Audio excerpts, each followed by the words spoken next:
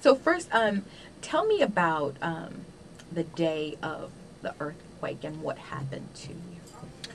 Uh, the day earthquake hit Haiti, it was in the 12th, and then I was in the courtyard.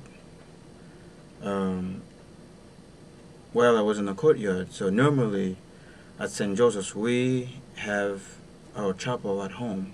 So the building is 7 story. So the sixth story of the building is the chapel. So every day at 5 o'clock in the evening, so we will go. I will go and ring the bell for prayer. So all the kids have to go in the chapel for prayer. So before then, and somehow God spoke to me. And then normally every day after before I ring the bell, I will go up in the rooftop and have a moment. I have a time for myself. And then that day I wasn't planning going on the roof. And I was in the courtyard. God spoke to me and said, "Bill, you go up there and see what's going on." So I listened to God's voice and then I went up in the rooftop. So when I got up there, I saw 5 kids. They were playing cards and dominoes. And then I just said to them, "Guys, you have choices to do downstairs. Why don't you leave and go and do your choices?" I know they didn't have any choices to do. They've been waiting for the bell to be rang. And then everybody went downstairs. But God still tell me that you need to stay up there. I know as soon as those kids leave and then they saw me going downstairs, they will hide places because the building is huge. They will hide and they will go back up in the roof. So I stay up there.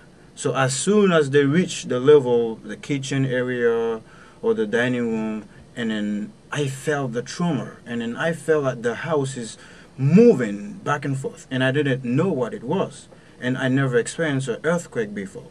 So I was up there, and then I said, "God, my life is in your hands. Do your will." And then the rooftop collapsed and pushed me and threw me like a bird, and then I jumped to another building, and then I bounced from the other building all the way to the ground.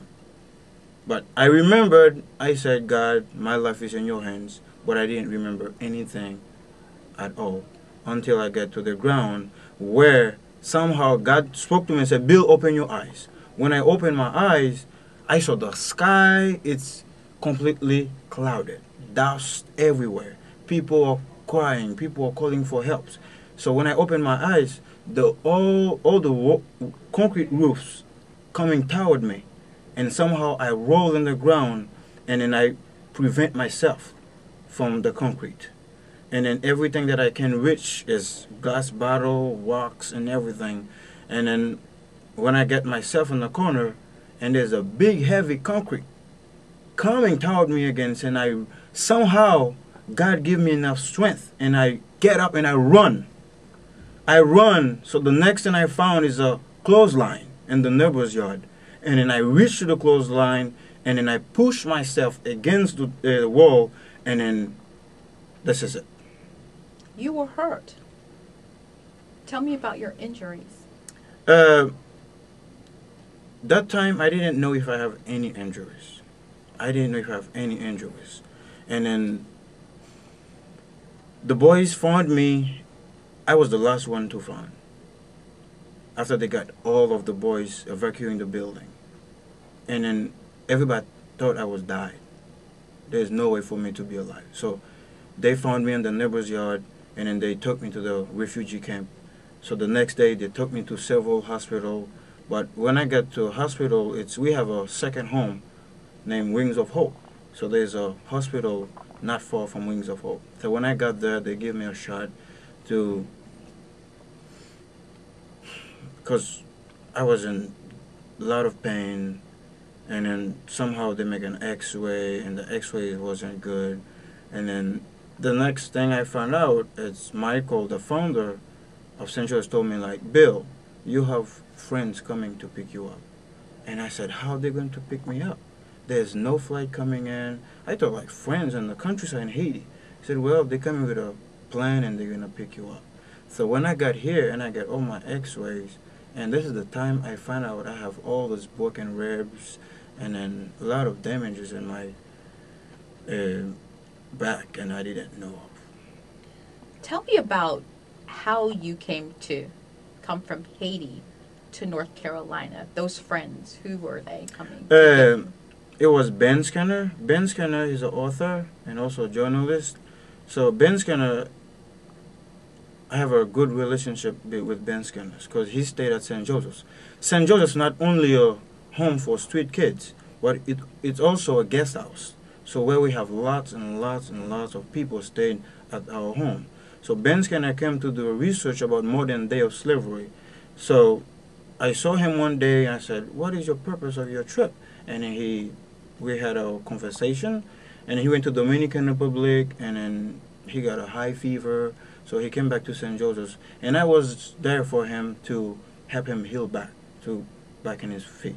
So this is where the relationship starts. So it was Ben and Miles Wright, and Miles, Amy's husband, and then there the two of them came and rescued me, and he. Where were you? What was that like when you saw them? I was in the clinic. There's a young nurse. Her name is Kaz. She was the one helping the whole refugee camp, and she was the one helping me all the time. And then I heard the voice outside, and then Michael Gallenfeld, oh, he's a man of such a great joy. Even the house is collapsed, he still kept the spirit. And then he was so happy when he saw those two guys, and then they came and stay with me at the clinics, and they also bring two Haitian doctors, and then to check on me and everything. So I was shocked. I was shocked. I said, "Oh my Lord!" And then they said, "Bill, we have to leave as soon as possible." And then the doctor said, "You need, that time they come and check on me, and they said, you need to leave as soon as possible, so he needs some treatment." Have you gotten word about the boys? Yes. Michael Gallenfeld, the founder, and emailed me and keep us update and how they doing. But they're not at the original home at St. Joseph's because they have no place for them to live.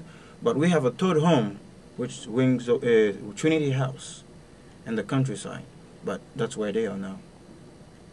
There was a visitor killed Yes. during the quake. There was Ben Lawson, and then his wife was there, and his cousin was there. Plus, we have two other guests was there. But somehow, the wife and the cousin and the two other guests get saved, but he didn't make it. This is the big shock we have at St. Joseph's. So most of us make it, but he's the only one. Is it? He's the only